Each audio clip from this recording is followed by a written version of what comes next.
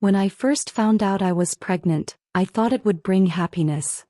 I believed a child would draw us closer, make our house warmer, give my husband something to love, something we created together. But I was wrong. My name is Victoria. I came to Shanghai 5 years ago with hope and affection warming my chest like a hearth. At the time, I believed in love and goodness and promises spoken under cherry blossoms. The city welcomed me with open arms, glittering lights, the sweet scent of blooming osmanthus in the autumn, and a man I thought was the beginning of all things bright. Daniel was his name. He had the kind of charm that wrapped itself around your thoughts, a gentleness that turned out to be performance. I met him at the university library where I worked. He visited often, spoke softly, and paid attention. In a matter of months, I believed he was my home.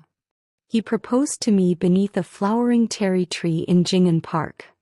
My hands trembled as I accepted. We married shortly after and moved to his ancestral home in Suzhou, an old, timber-framed house with a curved roof, lacquered panels, and shadows that moved strangely at night. It didn't take long for things to change. The first wounds were words, barbed and buried beneath civility. He would criticize my cooking, mock the way I walked, complain that I laughed too loudly. Then came the isolation. He stopped talking to me for days, his silence an oppressive wall. When I tried to bridge the gap, he looked at me like I didn't matter, like I had somehow become smaller and duller than I was before. He eventually locked me out of our bedroom, sending me to sleep in a musty guest room with cracked windows and stiff bedding. When I first found out I was pregnant, I thought it would bring happiness. I believed a child would draw us closer, make our house warmer, give my husband something to love, something we created together. But I was wrong. At first, the signs were small. Daniel stopped eating my food. He no longer smiled when I entered the room. He wouldn't touch my belly, even when I begged him to feel the tiny flutters of life within me. I convinced myself he was just overwhelmed, maybe nervous, maybe adjusting. But things didn't get better. They got worse. He began locking himself in the room we once shared, and I was forced to sleep in the guest room. The space was cold and smelled like damp wood. I wrapped myself in 2 blankets at night, not for warmth, but for comfort, pretending they were arms that no longer held me. He stopped talking to me. Days would pass without a single word. If I greeted him, he ignored me. If I asked him a question, he walked away. I started talking to the walls just to hear a voice. I whispered to the baby so I wouldn't feel invisible. The nausea was relentless, and there were days I couldn't keep food down. But Daniel wouldn't even give me water. Once, I fainted in the kitchen, right in front of him. He stepped over me like I was a rug, not even stopping to check if I was breathing. When I finally gathered the courage to ask him for help, to take me to the clinic, he scoffed and said I should call a taxi. I didn't have money. He had taken my bank card. I sold my gold earrings, the ones my mother gave me on our wedding day, just to pay for transportation. And even then, I went alone. At the hospital, the doctor asked me if I was okay. I nodded. What else could I say? That I was dying slowly in a house filled with silence and hatred? That my husband treated me like a parasite? I cried in the restroom instead. Quiet tears. No sound. Just water running down my face, matching the water from the tap. When I got home, Daniel was gone. He didn't ask about the scan. He didn't ask if the baby was fine. He never looked at the ultrasound pictures I placed on the fridge. He simply tore them down and tossed them in the bin. I dug them out. Smoothed them with my hands. And I kept them under my pillow. Each night, I whispered to my baby, telling it to stay strong, even if I wasn't.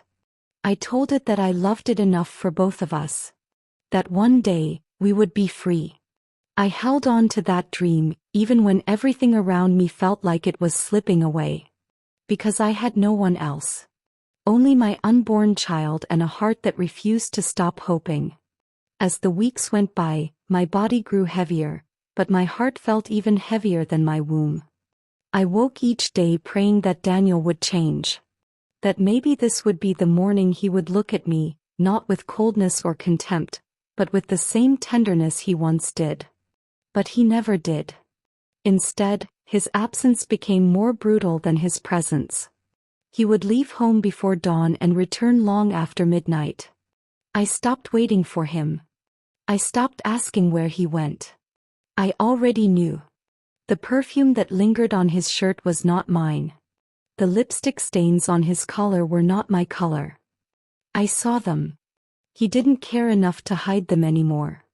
I stopped eating some days. Not because I didn't want to, but because I had no strength to cook, and Daniel made sure I had no money to buy food. The fridge was often empty. I lived on plain rice and sometimes bread, if I could manage to walk to the market before my legs gave out. The neighbors began to whisper. I could hear them when I sat on the balcony. They wondered how the once cheerful Emma had become a shadow. They saw the way Daniel looked through me, like I didn't exist. But no one asked questions.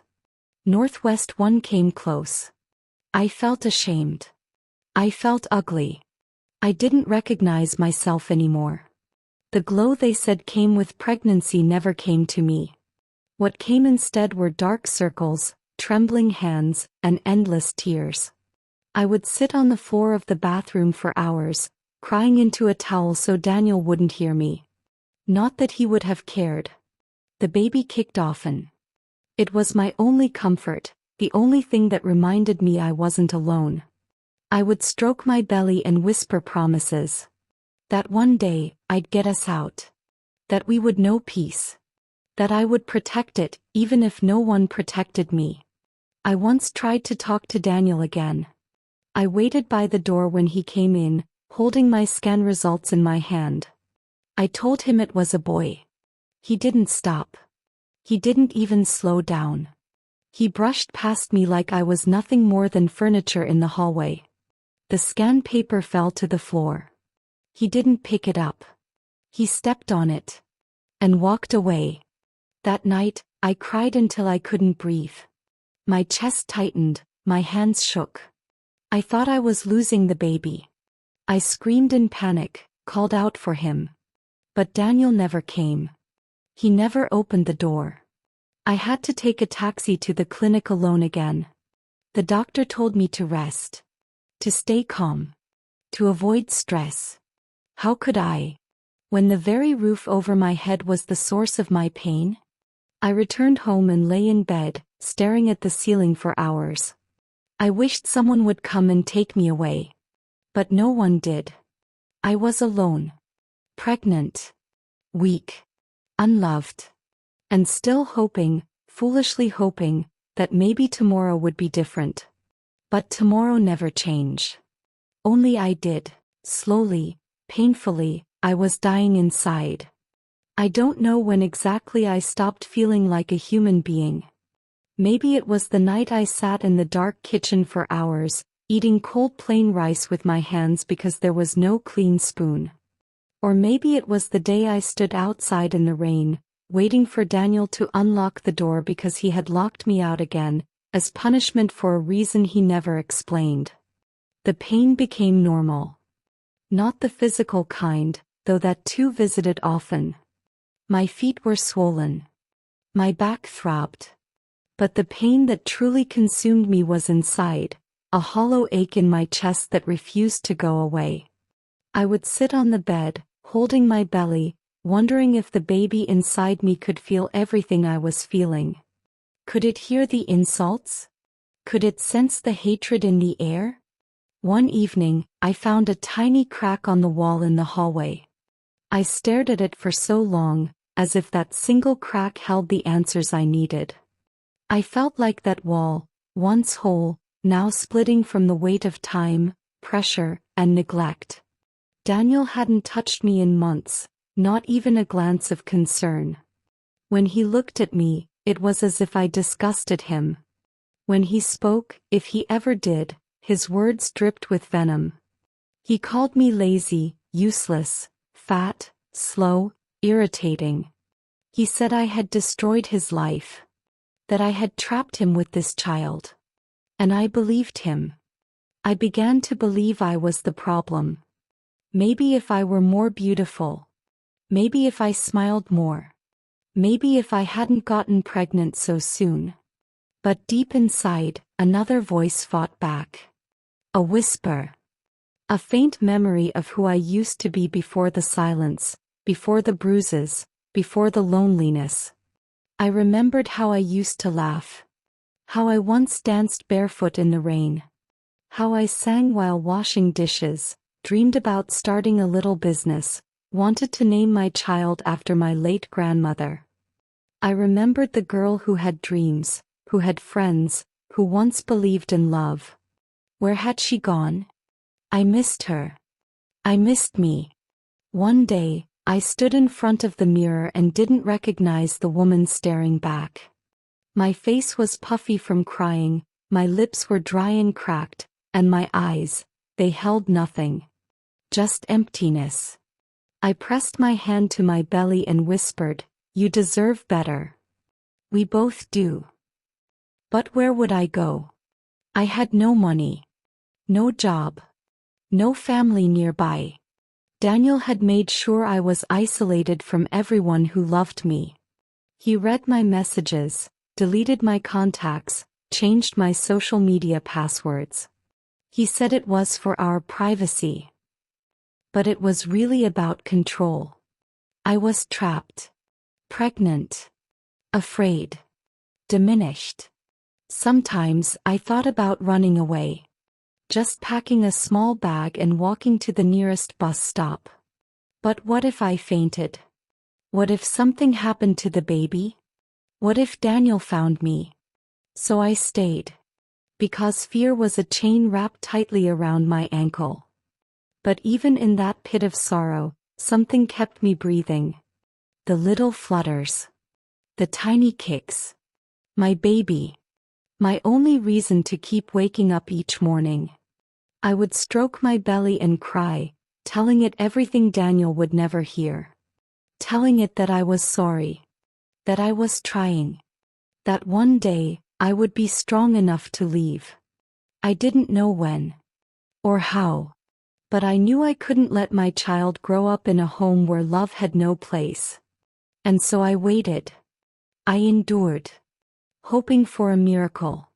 Praying for one last ounce of strength. The days bled into nights, and the nights into mornings, but nothing ever changed. I was in my third trimester now.